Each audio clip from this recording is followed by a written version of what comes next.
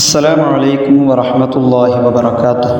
പ്രിയമുള്ളവരെ, പൂച്ചയെ വളർത്തുന്നത് വെറും അനുവദനീയമായ ഒരു കാര്യം മാത്രമാണ്. അതോ അതിന് ഇസ്ലാമിൽ വല്ല പ്രത്യേക സ്ഥാനവുമുണ്ടോ?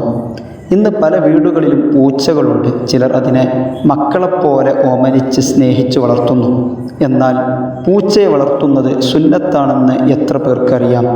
അള്ളാഹുവിൻ്റെ തിരുദൂതർ സ്വല്ലല്ലാഹു അലൈഹി വസല്ലമ തങ്ങൾ പൂച്ചയെക്കുറിച്ച് പറഞ്ഞ മനോഹരമായ ഒരു വചനമുണ്ട്.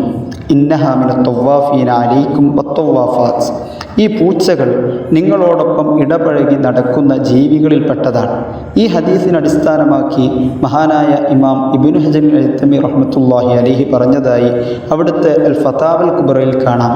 വയുസ്തഹബ്ബു തർബിയത്തുൽ ഹിദ്ദി ലിഖൗലിഹി സ്വല്ലല്ലാഹു അലൈഹി വസല്ലം ഇന്നഹാ മിനത്ത് തവ്വാഫീന അലൈക്കും വത്തവ്വാഫാത്ത്. നബി സല്ലല്ലാഹു അലൈഹി വസല്ലമ തങ്ങളുടെ ഈ ഹദീസിൻ്റെ അടിസ്ഥാനത്തിൽ പൂച്ചയെ വളർത്തുന്നത് സുന്നത്താണ്.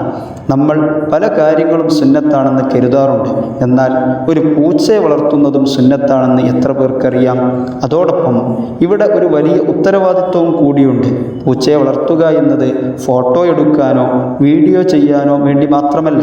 ഇമാം ഇബ്നു ഹജർ അൽ-ഹൈതമി റഹ്മത്തുള്ളാഹി അലൈഹി തുടർന്ന് പറയുന്നു, വയജിബു അലാ മാലിക്കിഹി യുത്ആമുഹു ഇല്ലം യസ്തഗ്നി ബിഖശാശിൽ അർദ്.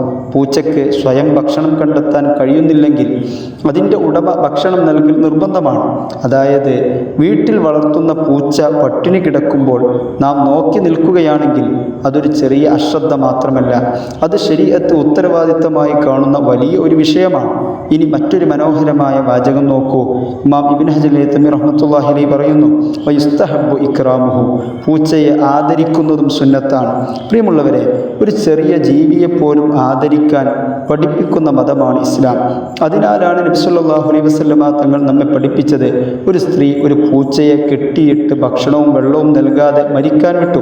അതിൻ്റെ പേരിൽ അവൾ ശിക്ഷിക്കപ്പെട്ടു.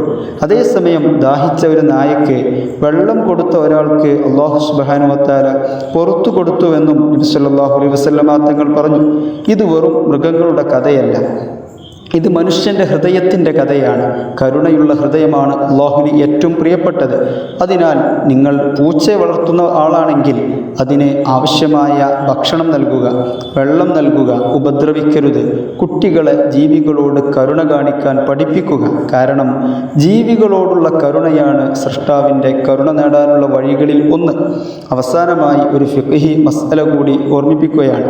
ഷാഫി മദ്ഹബ് അനുസരിച്ച് പൂച്ചയെ വളർത്തുന്നത് സുന്നത്താണ്. എന്നാൽ പൂച്ചയുടെ രോമം അതിൻ്റെ ശരീരത്തിൽ നിന്ന് വേർപെട്ടാൽ അത് നജസാണെന്ന ഫിഖ്ഹി വിധിയും പ്രത്യേകം ശ്രദ്ധിക്കണം.